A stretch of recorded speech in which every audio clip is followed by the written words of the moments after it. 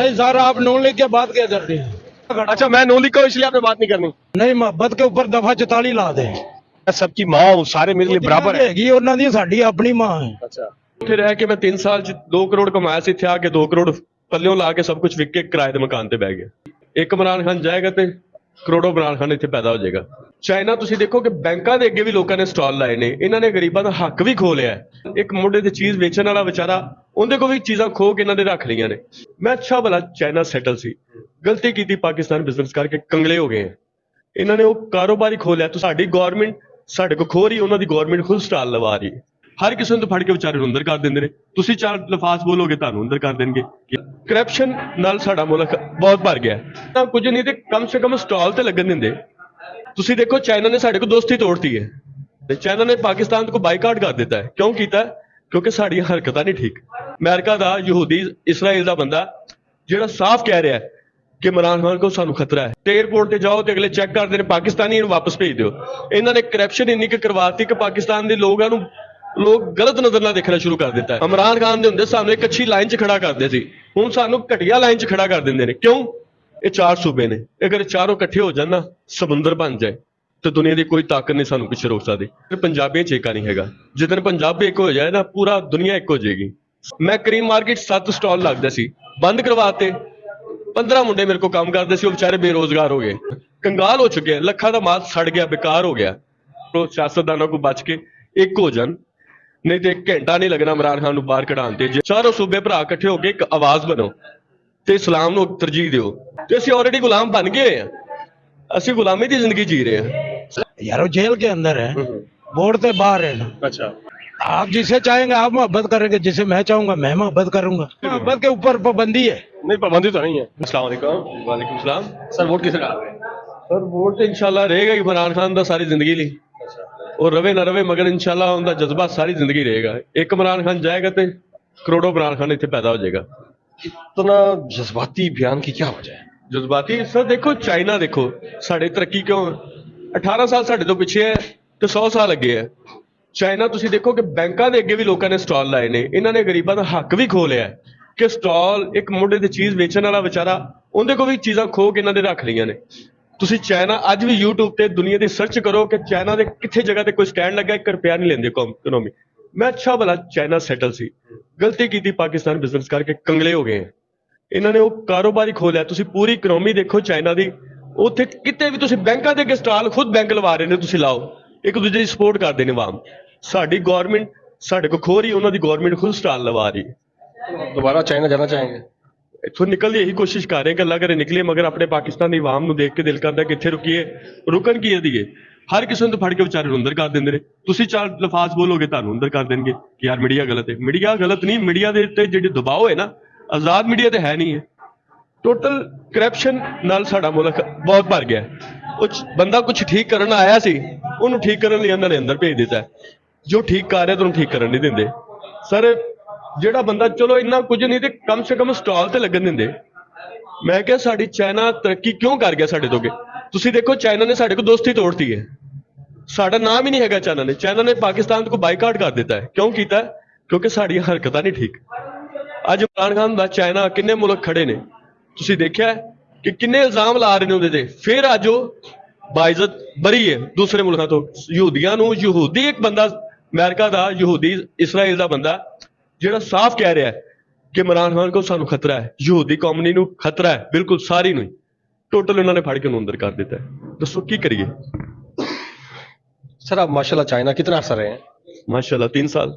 3 साल में आपने वहाँ क्या सीखा जो हम यहाँ इम्प्लीमेंट करके उनसे ज्यादा तरक्की? ਉੱਥੇ ਰਹਿ ਕੇ ਮੈਂ 3 ਸਾਲ ਚ 2 ਕਰੋੜ ਕਮਾਇਆ ਸੀ, ਇੱਥੇ ਆ ਕੇ 2 ਕਰੋੜ ਪੱਲਿਓਂ ਲਾ ਕੇ ਸਭ ਕੁਝ ਵਿਕ ਕੇ ਕਿਰਾਏ ਦੇ ਮਕਾਨ ਤੇ ਬਹਿ ਗਿਆ। तो फिर अब वापसी का कोई चांस?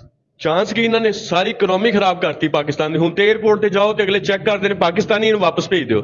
ਇਹਨਾਂ ਨੇ ਕਰਪਸ਼ਨ ਇੰਨੀ ਕਿ ਕਰਵਾਤੀ ਕਿ ਪਾਕਿਸਤਾਨ ਦੇ ਲੋਕਾਂ ਨੂੰ ਲੋਕ ਗਲਤ ਨਜ਼ਰ ਨਾਲ ਦੇਖਣਾ ਸ਼ੁਰੂ ਕਰ ਦਿੱਤਾ ਹੈ। ਇਮਰਾਨ ਖਾਨ ਦੇ ਹੁੰਦੇ ਸਾਨੂੰ ਇੱਕ ਅੱਛੀ ਲਾਈਨ 'ਚ ਖੜਾ ਕਰਦੇ ਸੀ, ਹੁਣ ਸਾਨੂੰ ਘਟੀਆ ਲਾਈਨ 'ਚ ਖੜਾ ਕਰ ਦਿੰਦੇ ਨੇ। ਕਿਉਂ? ਕਿਉਂਕਿ ਇਹਨਾਂ ਨੇ ਮੁਲਕ ਨੂੰ ਇਸ ਧਕੇਲ ਦਿੱਤਾ ਹੈ ਕੁਵੇਂ ਦੀ ਤਰਫ। ਅੱਜ ਤੋਂ 70 ਸਾਲ ਪਿੱਛੇ ਵੀ ਨਹੀਂ ਜੀ, ਇੰਨਾ ਮੁਸ਼ਕਿਲ 'ਚ ਮੁਲਕ ਜਿਹੜਾ ਹੁਣ ਚਲਾ ਗਿਆ। की करिए सर? देखा ना आप, हमारा तो इंटरनेशनल एक्सपीरियंस नहीं, हमने सिर्फ स्टडी किया पढ़ाया।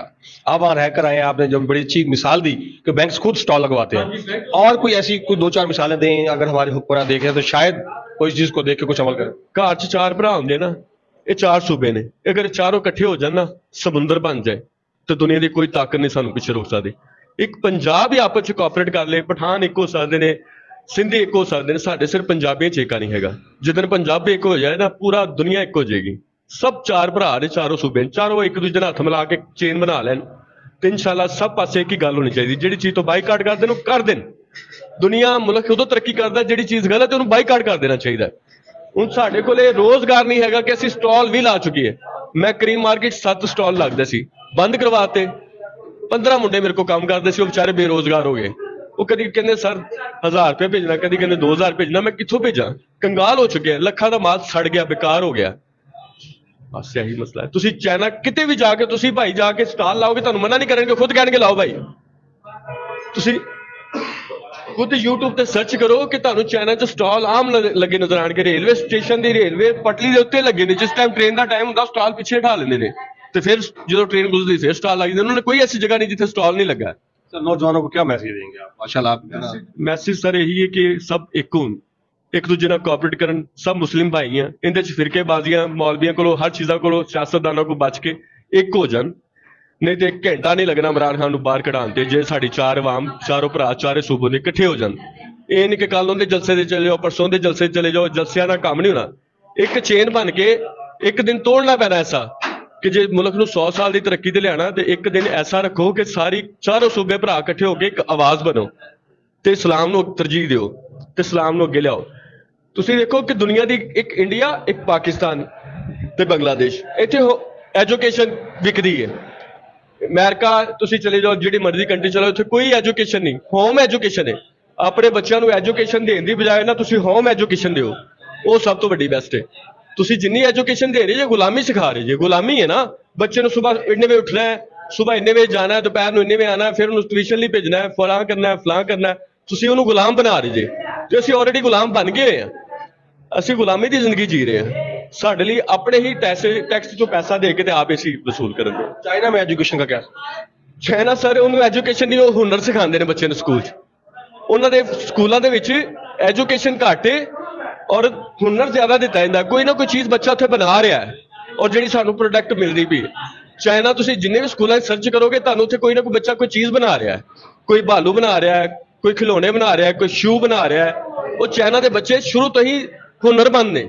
ਸਾਡੇ ਬੱਚਿਆਂ ਨੂੰ ਸ਼ੁਰੂ ਤੋਂ ਹੀ ਇੱਕ ਗੁਲਾਮ ਪਸੰਦ ਬਣਾਇਆ ਜਾ ਰਿਹਾ ਹੈ। ਹੋਰ शुक्रिया। ਸ਼ੁਕਰੀਆ। अस्सलाम वालेकुम जी। वालेकुम सलाम। सर वोट किसे डाल रहे हैं?